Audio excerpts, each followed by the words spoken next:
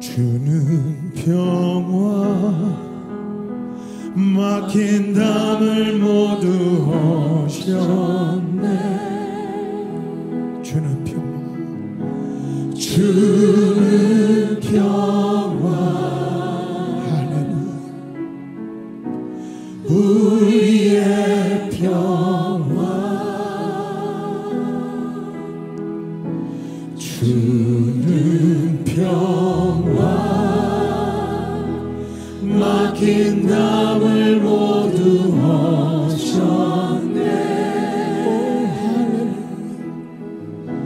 주는 평화, 우리의 평화, 우리의 평화. 주님 앞에 나아가기 원합니다. 염려가 맡기라. 주가 돌보시니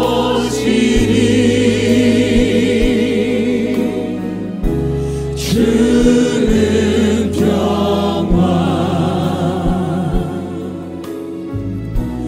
우리의 평화.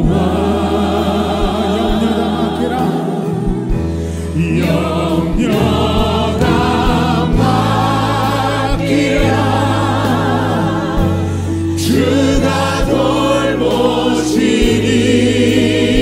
주는 평화, 주는 평화, 우리의. 다시 한번 주를 의지하기 원합니다. 나의 모든 것을 주님 앞에 맡기기 원합니다. 염려가 맡기라. 주가 돌보시니 주는 평화, 주는 평화, 우리의 평화. 할렐루야. 염려가 맡기라. 주가 돌보시니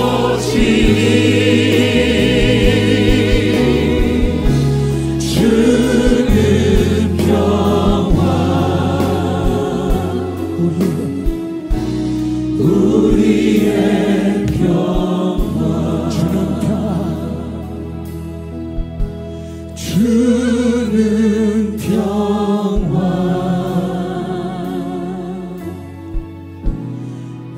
우리의 평화.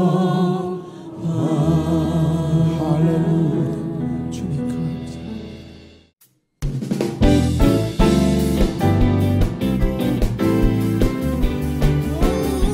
Tell it on the mountain. Oh yeah. Tell it on the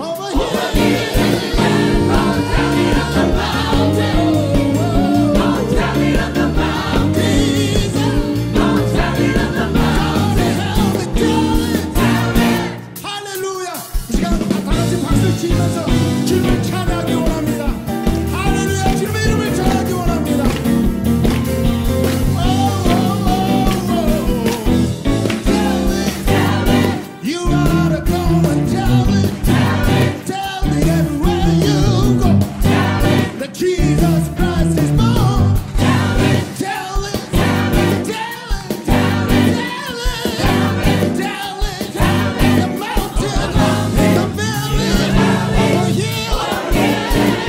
Go tell it on the mountain. Go tell it on the mountain. Christ is born. Go tell it on the mountain. Everywhere you go, tell it. 에베소서 1장 1절부터 2절 같이 봉독하도록 하겠습니다. 같이 봉독하죠. 하나님의 뜻으로 말미암아 그리스도 예수의 사도된 바울은 에베소에 있는 성도들과 그리스도 예수 안에 있는 신실한 자들에게 편지하노니 하나님 우리 아버지와 주 예수 그리스도로부터 은혜와 평강이 너에게 있을지어다. 22절 23절 같이 봉독하겠습니다. 또 만물을 그의 발 아래에 복종하게 하시고 그를 만물 위에 교회의 머리로 삼으셨느니라. 교회는 그의 몸이니 만물 안에서 만물을 충만하게 하시는 이의 충만함이니라. 아멘. 특별히 1절에 보면 하나님의 뜻으로 말미암아 그리스도 예수의 사도된 바울은 이렇게 말씀하고 있어요. 사도 바울은 나는 하나님의 뜻으로 사도된 나 바울은 이렇게 자기를 소개하고 있습니다. 근데 사도라는 뜻이 뭡니까? 보내심을 받은 사람 이런 뜻입니다. 보내심을 입은 자 이런 뜻입니다. 그런데 하나님의 뜻으로 인해 그리스도 예수의 사도된 나 바울이라고 이렇게 말하고 있어요. 이 얘기는 뭐냐면 바울은 정확하게 자기를 알았습니다. 여러분들 예수 그리스도의 보내심을 받은 사람이라는 것을 정확하게 알았어요. 그래서 바울은 그렇게 살았던 것입니다. 그래서 2000년이 지난 동안에 바울의 죽음은 처참했죠. 목이 잘려서 죽었다고 그래요. 실패자처럼 보였죠. 마지막은 처참했고 그리고 세상적인 사람들은 그걸 보고 불쌍하다고 했을지 모릅니다. 그러나 2000년 동안 사도 바울은 이미 주님 품에 안긴 사도 바울은 수많은 사람들에게 도전을 줬잖아요. 사도 바울을 통해서 예수를 영접한 사람들이 엄청나게 많잖아요. 이게 바울이에요. 근데 왜 그래요? 바울은 자기를 알았던 거예요. 자기가 누군지를 알았던 거예요. 자기가 지금 하고 있는 일이 하나님의 뜻으로 사도가 된 것을 알았던 것입니다. 그래서 그렇게 사는 거예요. 알면 그렇게 살아요. 여러분들. 그래서 바울은 주님으로부터 보내심을 받았기 때문에 예수 그리스도의 말을 하고 예수 그리스도의 뜻을 행하며 예수 그리스도를 나타내는 작은 예수의 삶을 살았던 것입니다. 여러분들 이것은 자기의 결단이나 어떤 사람들이 충고에 의해서 된 것이 아니죠. 갈라디아서 1장 1절에 보면 사람들에게서 난 것도 아니요. 사도 바울이 이렇게 말하고 있어요. 사람들에게서 난 것도 아니요. 사람으로 말미암은 것도 아니요. 오직 예수 그리스도와 그를 죽은 자 가운데서 살리신 하나님 아버지로 말미암아 사도된 나 바울은 이렇게 말하고 있어요. 바울은 자신이 사도가 된 것을 항상 감사하고 있어요. 이것은 바로 하나님의 은혜라고 말하고 있어요. 성경은 말하고 있죠. 베드로전서 4장 10절에 보면 각각 은사를 받은 대로 하나님의 각양 은혜를 맡은 선한 청지기같이 서로 봉사하라. 에베소 4장 11절에 보면 그가 혹은 사도로 혹은 선지자로 혹은 복음 전하는 자로 혹은 목사와 교사로 주셨으니 어느 누구도 우연히 이 땅에 우연히 태어난 사람은 없다. 다 목적이 있어서 이 세상에 하나님은 보내주신 거다. 이 세상에 태어나게 하신 것이다. 이거예요. 목적이 있었어요. 그렇기 때문에 우리 그리스도인인 내가 그 목적을 알고 그리고 그 목적을 위해서 산다면 이것이 가장 큰 축복이고 이것을 승리의 삶이라고 성경은 우리에게 알려주고 있는 거예요. 바울은 하나님의 뜻으로 사도가 되었다고 말하고 있어요. 그런데 구원받은 우리도 다 예수 그리스도의 사도라고 할 수가 있습니다. 왜냐하면 요한복음 17장에 보면 예수님의 마지막 기도가 나오죠. 거기에 18절에 보니까 아버지께서 나를 세상에 보내신 것 같이 나도 그들을 세상에 보내었고 우리를 세상에 보내었고 그러므로 우리도 예수님의 보내심을 받은 자로서 이 땅을 사는 거예요. 여러분들 예수님의 말을 하고 예수님의 뜻을 행하며 예수님을 나타내는 삶을 사는 거예요. 이걸 보내심을 받았다 그러는 거예요. 꼭 멀리 안 가도 되는 거예요. 나의 삶의 현장에서 예수님의 말을 하는 거예요. 내 삶의 현장에서 예수님의 뜻을 행하는 거예요. 내 삶의 현장에서 예수님을 나타내는 삶을 사는 것. 여러분들, 이것이 바로 그리스도인의 삶입니다. 하나님의 뜻으로 바로 이 자리에 있다는 사실을 우리가 알게 될 때, 이 예배는 산 예배가 되고 하나님이 기뻐 받으시는 예배가 되고, 이 예배를 통해서 하나님의 은혜와 반경이 나에게 차고 넘치며 이제 세상을 향해서 산 예배를 드리고 해서 세상을 향해서 나갈 때 힘차게 나갈 수가 있는 거예요. 하나님의 뜻으로. 여러분들, 그러면 이 편지를 받는 사람들에 대해서는 성경은 뭐라고 말하고 있어요? 1절에 보니까 하나님의 뜻으로 말미암아 그리스도 예수의 사도된 나 바울은, 나는 제가 집어넣은 거예요. 바울은 에베소에 있는 성도들, 그리고 그리스도 예수 안에 있는 신실한 자들에게 편지하노니, 당시 에베소는 소아시아의 수도였어요. 그리고 이곳은 바닷가에 있는 도시였기 때문에 교통과 상업의 중심지였어요. 문화가 아주 발전된 도시였어요. 그 반면에 에베소는 영적으로 너무나 타락한 그런 도시였어요. 특별히 아덴의 여신이 있었어요. 아데미 여신. 음란의 여신이라는 거예요. 음란의 여신. 그 아데미 여신을 섬기는 도시예요. 핵심의 도시. 그래서 아데미 신전을 중심으로 이 에베소 도시는 세워진 거예요.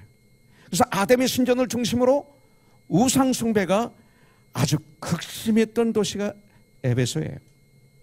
근데 그곳에 성도들이 있었던 거예요. 신실한 자들이 있었던 거예요. 여러분들, 지금 이 세상이 너무나 타락하고 죄를 향해서 달려가고 있고 소돔과 고모라 같다고 말하지만 에베소는 더했어요. 근데 그런 가운데 성도들이 있었어요. 바로 사도 바울은 그 성도들에게 보낸 편지가 에베소서입니다. 이 성도라는 뜻은 뭐예요? Saint, 예수로 말미암아 거룩하게 된 사람들, 이 소리입니다. 우리는 거룩하다 칭함을 받았어요. 하나님의 자녀가 되었어요. 성도가 되었어요. 그런데 또 한 가지 말이 더 있어요. 구별된 사람들, separated, saint and separated 이라는 뜻이 또 있습니다. 이 말이 뭡니까?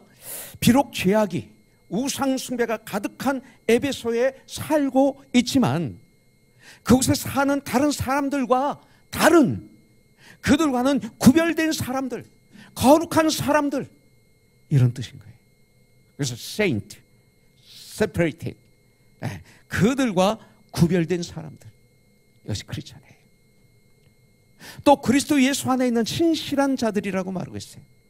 여기서 신실한 자들이란 이 말은 믿는 자들, 이 소리입니다. 믿는 자들, 그 다음에 믿음직스러운 사람들, 이런 뜻이죠. 이 세상 사람들은 세상 유행만을 쫓아도 우리는 주님을 따라야 돼요. 그렇다고 그래서 여러분들 세상 유행 따르지 말라는 거 아니에요? 안경, 이 시대에 안경 쓰세요. 그 옷도 이 시대에 옷 입어야 돼요. 여러분들 2000년 전 옷 입고 있으면 정신병원에 들어가요. 입으세요. 우리는 이 시대에 좋은 건 따라야 돼요. 무조건 이 시대를 따르지 말고 그래서 그렇게 해석하면 이게 바리새적이지, 이게 율법적이지. 그것으로 신실하고 신실하지 않은 걸 분별한다면 이것이 문제죠. 그러나 세상 사람들과 똑같이 육신의 정욕, 암욕의 정욕, 이생의 자랑 속에서 허우적거리고 살지 말라 이거예요. 그러면 손가락질 받는다 이거죠.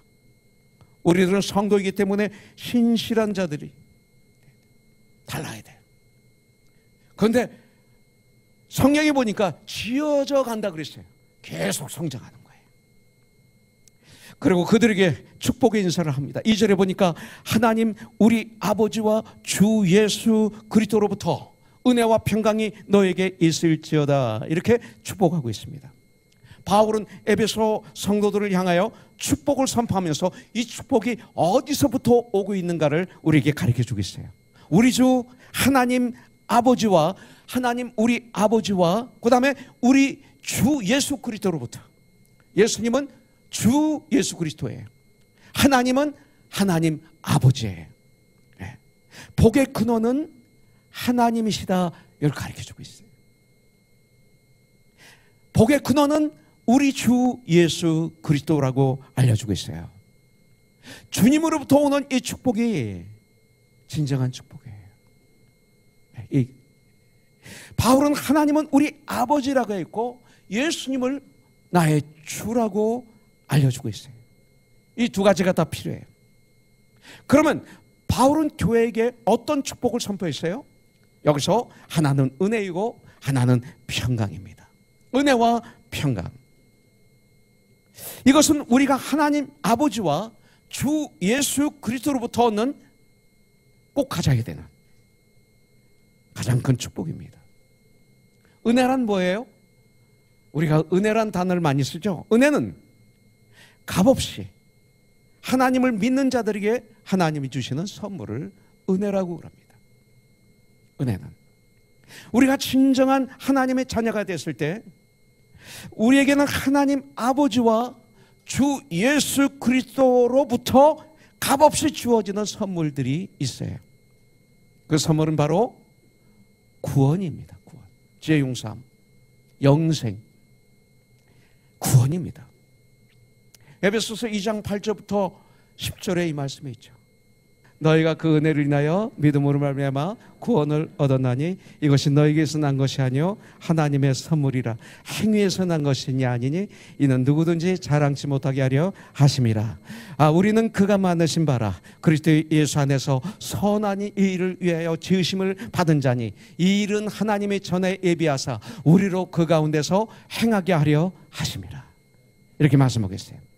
구원은 은혜예요. 값없이 주어지는 하나님의 선물이에요. 여러분들, 영원한 구원이 믿는 자들에게, 성도들에게 값없이 주어지는 거예요. 이것을 선포하고 있어요. 그렇다면 평강은 뭡니까? 평강은, 자 보세요, 은혜의 결과로 얻어지는 것이 평강이에요. 그 평강은 은혜의 뒤를 쫓아오게 돼 있어요. 평강은 은혜의 결과로 내 안에, 내 마음에 얻어지는 거예요.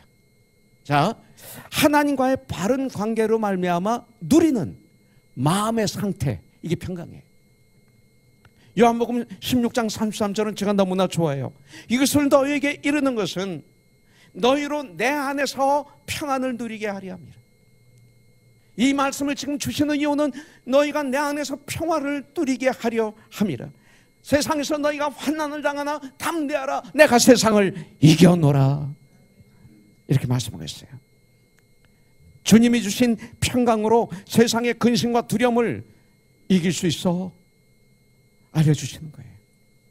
그래서 사도 바울은 빌립보서 4장 6절부터 7절에 이렇게 말하고 있어요. 아무것도 염려하지 말고 오직 모든 일에 기도와 간구로 너희 구할 것을 감사함으로 하나님께 아리라. 그리하면 모든 지각에 뛰어나신 하나님의 평강이 그리스도 예수 안에서 너희 마음과 너희 생각을 지켜주시리라. 이 평강이에요. 여러분들, 첫째가 우리의 마음과 생각인데 우리에게 하나님의 평강만 있으면 그 어떤 어려움 속에서도, 그 어떤 환난 속에서도, 그 어떤 고난 속에서도 마음을 지켜서, 내 마음을 지켜주셔서 내가 승리할 수 있다 이거예요. 승리할 수. 이것이 크리스찬이에요. 그렇기 때문에 이 두 가지는 최대의 축복이에요. 은혜와 평강. 이 두 가지보다 더 좋은 것은 솔직히 성경은 없다고 말하고 있어요. 하나는 은혜의 구원입니다. 또 하나는 그 구원으로 이루어지는 내 마음의 평화. 내 마음 평안해. 내 마음 평안해. 초가짐이나 궁궐이나 주 예수와 함께하는 그곳은 부유합니다. 궁궐이 평화다.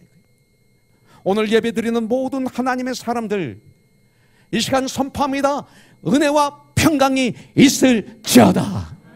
여러분들, 이 두 가지만 있으면 이 한 주 동안 우리도 넉넉히 이 세상을 이기면서 살 수가 있어요.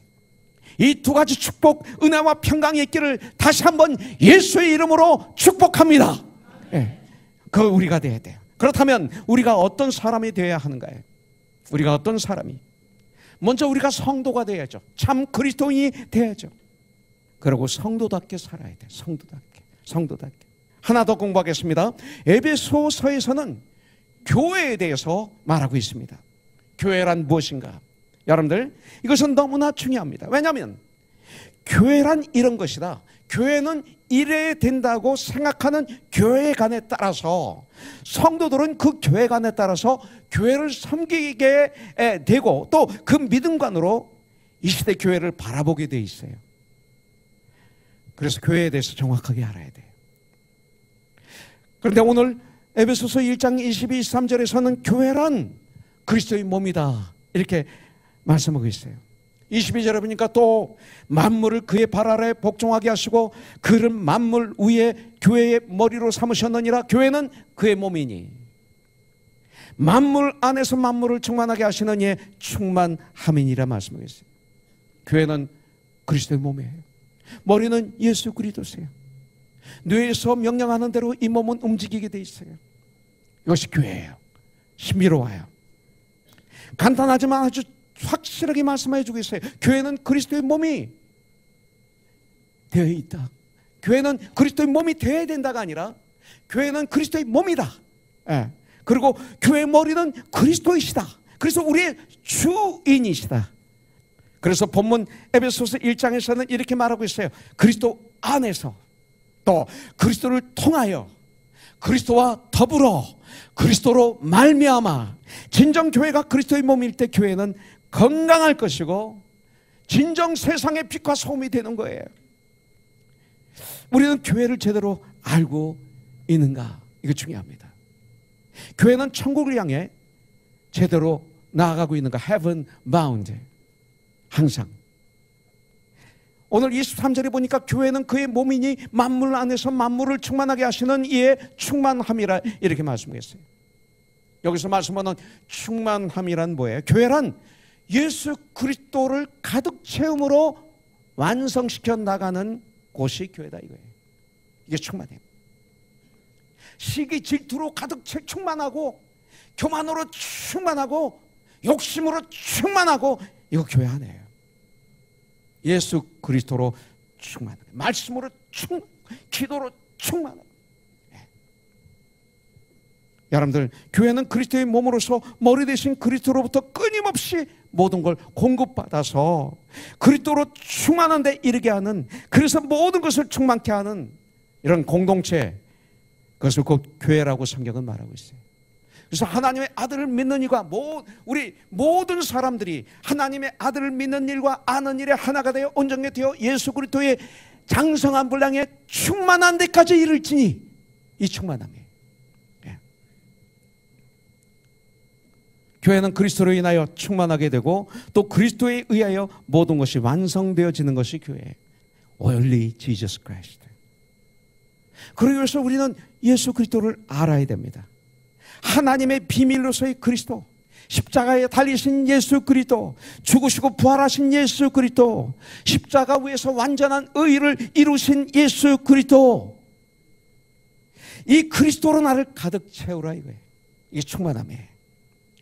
그래서 마태복음 28장 18절부터 20절에 보면 예수께서 나와 일러 가라사대 하늘과 땅의 모든 권세를 내게 주셨으니 그러므로 너희는 가서 모든 족속으로 제자를 삼아 아버지와 아들과 성령의 이름으로 침례를 받고 내가 너에게 분부한 모든 것을 그들에게 가르쳐 충만함에 지키게 하라. 볼지어다 내가 세상 끝날까지 너희와 항상 함께 있으리라. 이 말은 한마디로 표현하면 너희는 가서 그리스도를 전하여, 예수님을 전하여 온 세상을 그리스도로 충만한 세상으로 만들라. Go tell it 말씀하는 거예요.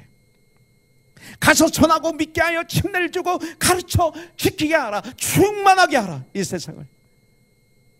주님의 뜻에 이 귀한 사명을 감당하기 위해서 교회는 먼저 그리스도의 진정한 몸이 되어야 되고, 그리고 그리스도로 먼저 충만해야 돼요. 이것을 성령 충만함이라고도 얘기해요. 성령 충만함을 받으면 권능을 받아요. 성령 충만함이란 권능을 받아요. 그러면 일어나는 현상이 로마서 12장 2절에 마음을 새롭게 함으로 변화를 받아요. 이 세상을 본받지 않게 돼요. 그리고 마음을 새롭게 함으로 변화를 받아요. 그래서 하나님의 기뻐하심과 선하심과 기뻐하심과 온전한 뜻이 무엇인지 깨달아 알게 돼요. 이것이 성령 충만함이에요. 성령 충만하면 사랑과 희락과 화평과 오래참과 자비와 양성과 충성과 온유와 절제, 이거 금지할 수가 없어요.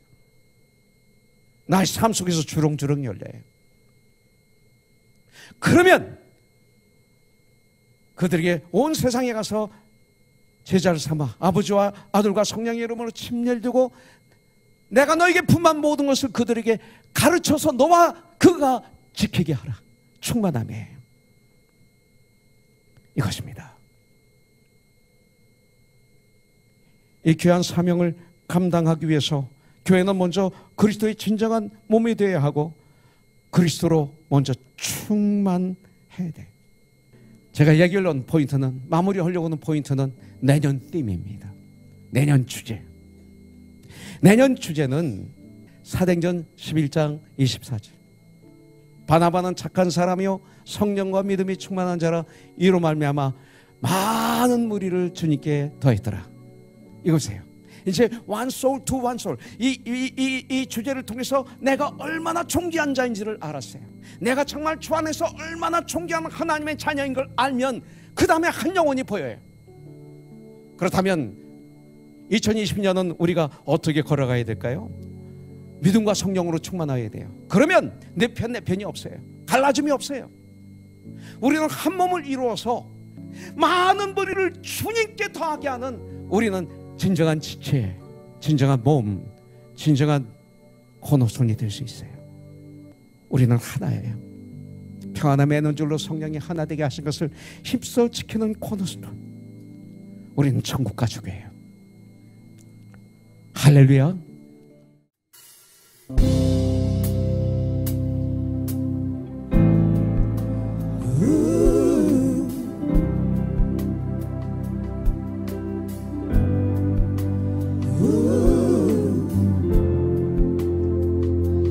모든 걸 잃어버리고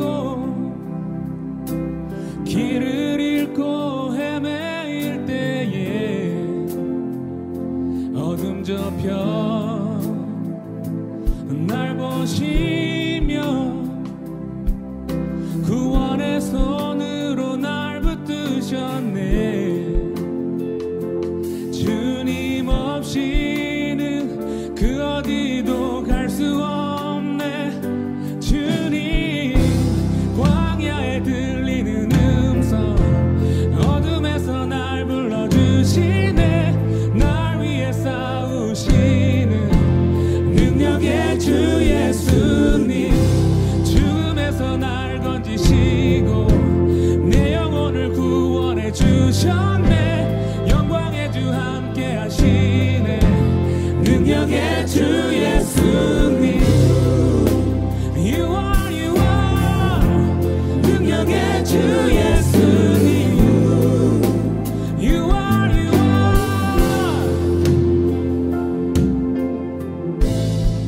You are writing the pages before I had a name, before I needed grace. Oh,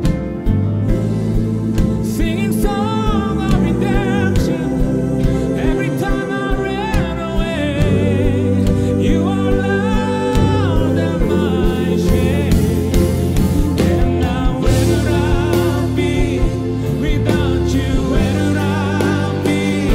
Jesus, you are the voice in the desert, calling me out in the dead of night, fighting my battles for me. You are my rescue story, lifting me up from the ashes, carry my soul from death to life, bringing me from glory to glory. You are my rescue story. You never give up on me. Oh, you never give up on me. You are my testimony. Oh,